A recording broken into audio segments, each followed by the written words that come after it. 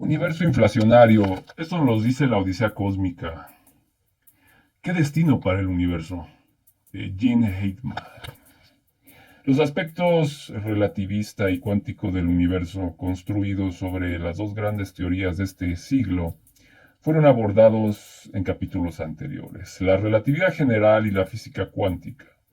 A pesar de los numerosos éxitos al rendir cuentas de varios hechos experimentales u observacionales, algunos de ellos bastante curiosos, estas dos teorías son aún de carácter inconcluso y demandan síntesis más completas. Existen posibles caminos prometedores, pero carentes de soporte experimental. La supersimetría, la supergravedad e incluso la gran unificación se encuentran aún en estado de esbozo seductor muy preliminar. Esto nos lo dice Gene Hackman. Este libro es de 1988, entonces pues tengan en consideración también eso, ¿no? Porque pues aquí señala que todo eso pues se encuentra en un estado de esbozo seductor muy preliminar. En la actualidad no sabemos, y si sabe alguien, por favor, que lo comente. Sin embargo, según palabras de Siama de un simposio reciente, es difícil creer que todo sea falso y o ilusorio. Pone puntos suspensivos entre corchetes. Somos testigos de la aparición de nuevas posibilidades imaginativas que ayuden a la comprensión del universo. En capítulos posteriores, en este capítulo más bien, va a jugar el mismo juego y va a correr los riesgos. Es agradable lanzarse sobre una pista prometedora y, sin esconder los obstáculos, salvarlos provisionalmente para ver si el camino desemboca en nuevos horizontes o si se termina definitivamente en un callejón sin salida. Además, acompañar a los científicos en una carrera un poco loca, aunque controlada, puede ser interesante. Esa carrera lleva puntos de vista extraordinarios. El balance del Big Bang. El argumento del Big Bang, trazado en el grandioso fresco, tiene aspectos positivos. Deriva naturalmente de una teoría bien estructurada por uno de sus modelos de universo relativista.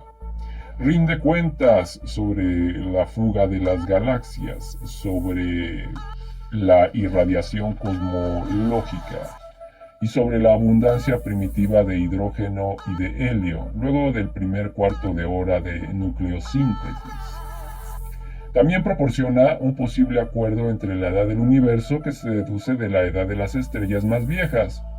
La densidad de la materia del cosmos se evalúa por el reparto de las galaxias, y el constante de Hubble da la velocidad de expansión del universo. Y para terminar, tienen un acuerdo tácito con la uniformidad del universo, o a gran escala con su homogeneidad y con su isotropía. Aún no se ha fijado parámetros para este aspecto positivo. El parámetro de desaceleración, es decir, la velocidad a la que disminuye la expansión o aumenta, aún no se ha podido medir con precisión interesante mediante las observaciones. Tampoco la curvatura del espacio, no pudiendo decidir todavía entre un espacio esférico o un espacio hiperbólico. Esto es quizá una indicación de que la realidad se aproxima al intermediario euclidiano. Para terminar, aunque pequeña, es poco conocido la constante cosmológica, término que se introduce matemáticamente de manera natural en las ecuaciones de Einstein bajo el aspecto de una propulsión cósmica en muy gran escala. ¿Cómo se presenta el balance del Big Bang en el aspecto negativo? No muy bien. La teoría tiene serias dificultades. Esto no lo dice en 1988, no lo sabemos actualmente. Si alguien tiene información, pues que la comparte. Número 1. No logra explicar la isotropía casi perfecta de la irradiación cosmológica. A. Tercero. El argumento es sencillo. Es la misma hacia cualquier dirección y hacia la dirección diametralmente opuesta. Ahora bien, las regiones de donde provienen estas dos irradiaciones se encuentran tan alejadas una de otra que nunca han podido entrar en contacto físico directa ni indirectamente en el transcurso de la expansión. Cada una se encuentra fuera del horizonte cosmológico de la otra y mucho. Es entonces inexplicable que se encuentren en el mismo estado. Esto en el caso del problema de la isotropía. Número 2. Actualmente la curvatura del espacio, indecisa entre el caso esférico y el caso hiperbólico, no está lejos del valor cero, y esto después de 15.000 millones de años de evolución del universo. Las ecuaciones de evolución de los modelos del universo implican, pues, que un segundo después del Big Bang, la curvatura del espacio debía estar cerca de cero con una gran precisión. Dicho de otro modo, desde el principio el espacio debió ser casi euclidiano. El argumento del Big Bang no da ninguna explicación. Es el problema de lo plano del espacio. Número 3. Haciendo el balance de la materia de las galaxias y de los cúmulos, comparándolo con el de los fotones del cosmos, principalmente los de la irradiación A3, el universo se encuentra con un nucleón por cada 1.000 millones de fotones. ¿Por qué la relación nucleón-fotón es de 1 por 1.000 millones? Una vez más, el Big Bang no tiene respuesta. De hecho, esta cuestión aparentemente insignificante está profundamente ligada al origen de la materia en el universo. Estas son las principales dificultades que la gran unificación aplicada a los primeros instantes del Big Bang parece poder resolverse particularmente con el argumento del universo inflacionario. La transición de fase del vacío. La dinamita del vacío proporciona energía al universo inflacionario y su transición de fase libera esta energía. Una transición de fase familiar es la transformación del agua líquida en hielo. Una transición de fase es el paso de un cuerpo de un estado físico a otro.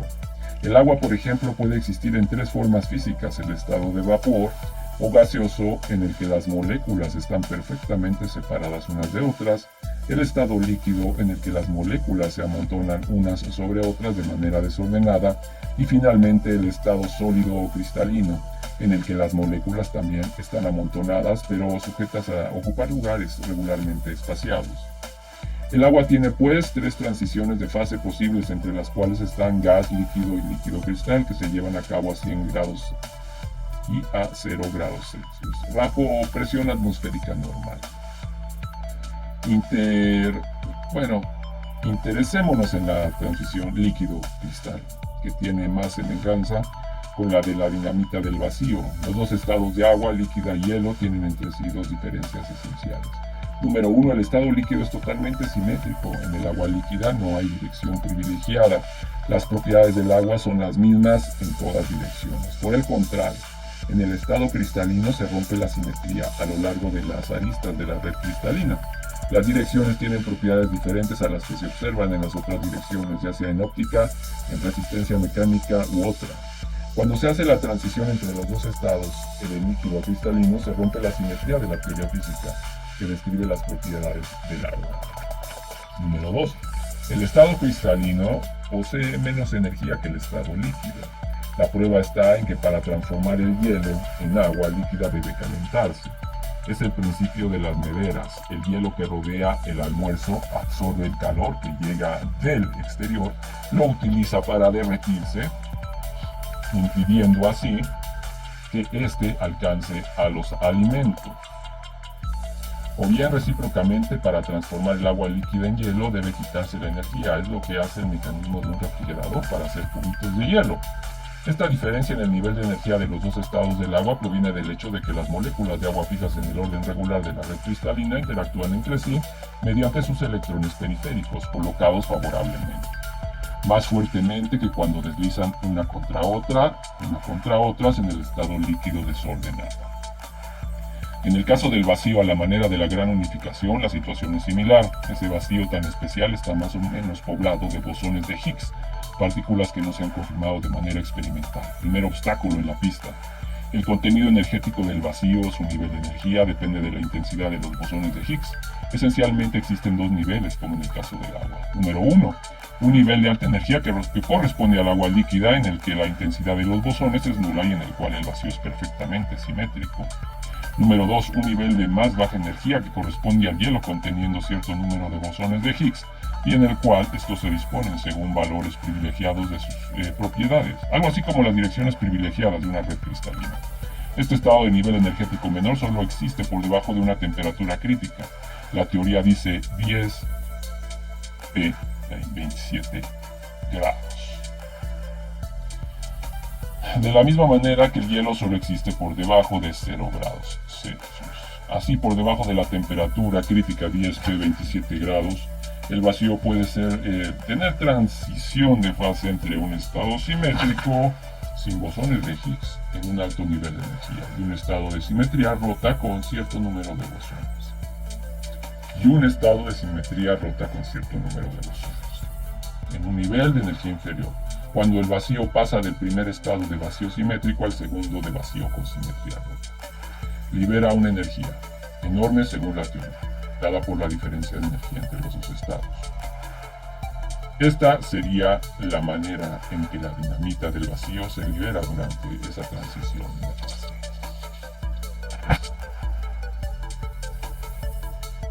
También una idea del posible futuro cercano, casi hasta los 100.000 millones de años, pero no revelaba nada del pasado más lejano, entre 0 y el primer segundo. Es en esa prehistoria que se inserta el argumento del universo inflacionario.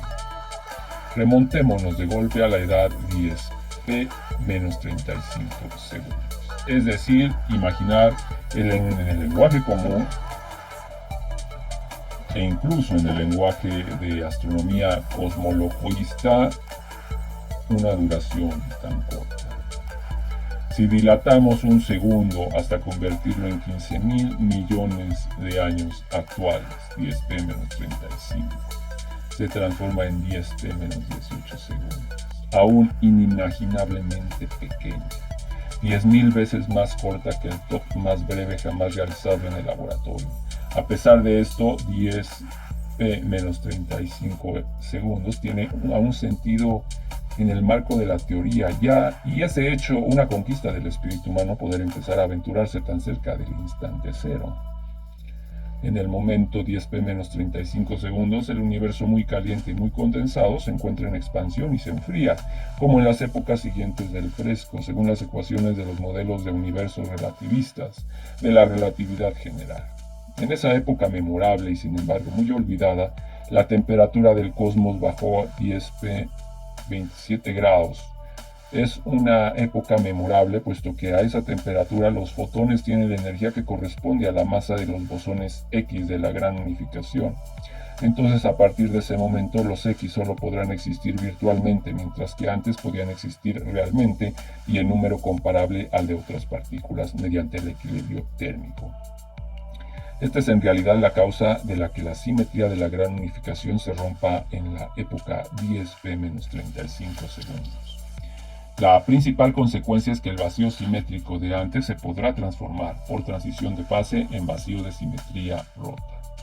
De hecho, esta transición de fase no se realiza forzosamente de inmediato. Puede haber fenómenos de sobrefusión, al igual que en el caso del agua líquida enfriada, muy lentamente y de manera homogénea.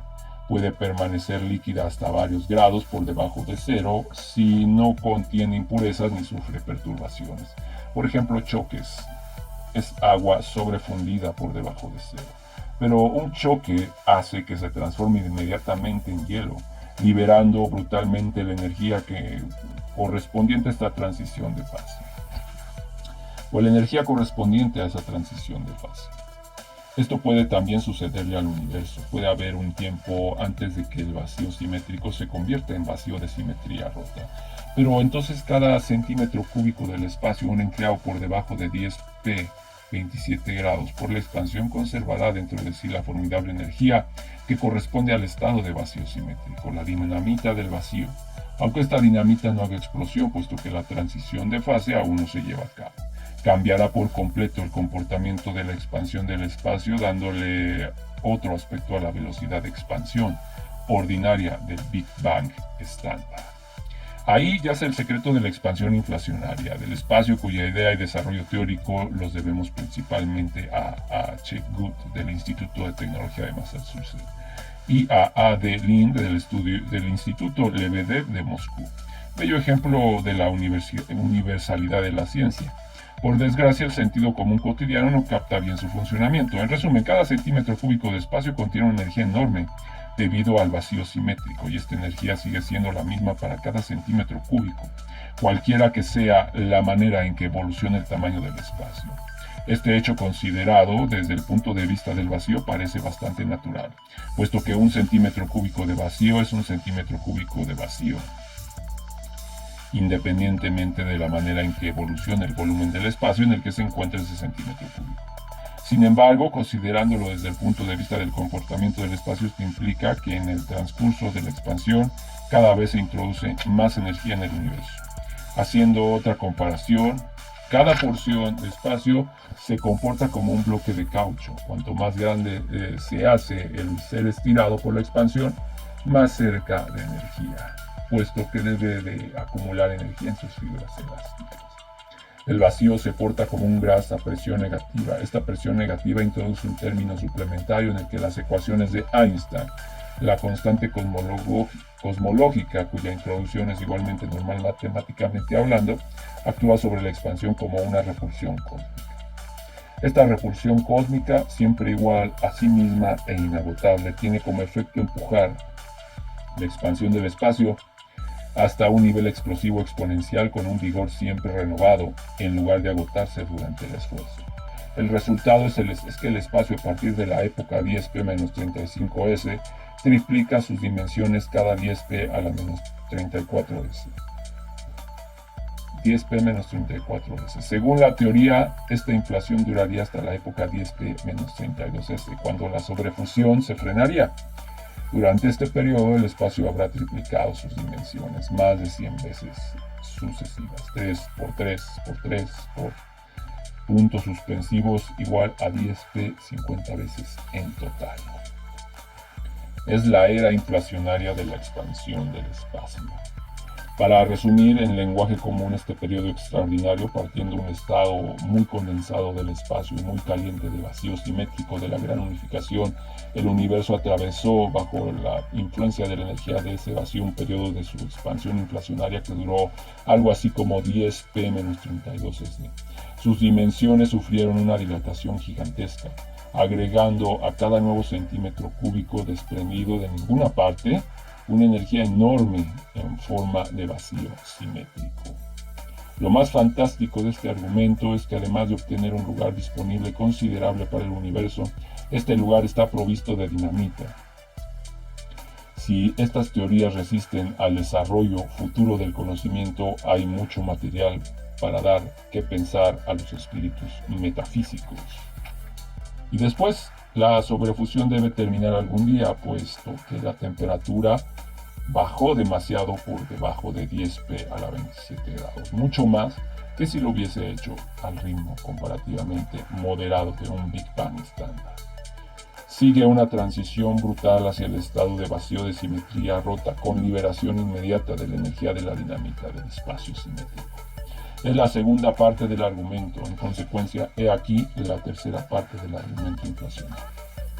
Esta enorme energía liberada por todas partes, en todos los centímetros cúbicos de todo el espacio, calienta el universo a casi 10p a la 27 grados. 10p 27 grados. Las multitudes de bosones de Higgs que aparecieron durante el paso al espacio de simetría rota adquieren energías considerables y crean toda clase de partículas. Fermiones tales como nucleones y antinucleones, bosones tales como fotones, bosones W y Z, puntos suspensivos. El espacio, que hasta entonces no era más que vacío simétrico, se empieza a poblar. En la época 10p-32s, el universo nace realmente en su forma tradicional. El vacío perdió su energía y en su lugar toda clase de partículas recorren el espacio. El conjunto se encuentra a una temperatura respetable, no lejos de 10p 27 grados. La expansión más moderada del Big Bang estándar seguirá su curso para llegar a la época de un segundo, a principios del Gran Fresco, que a su vez llega hasta hoy, 15.000 millones de años más tarde.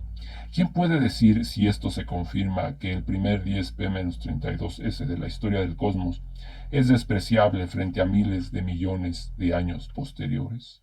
Seguramente nadie.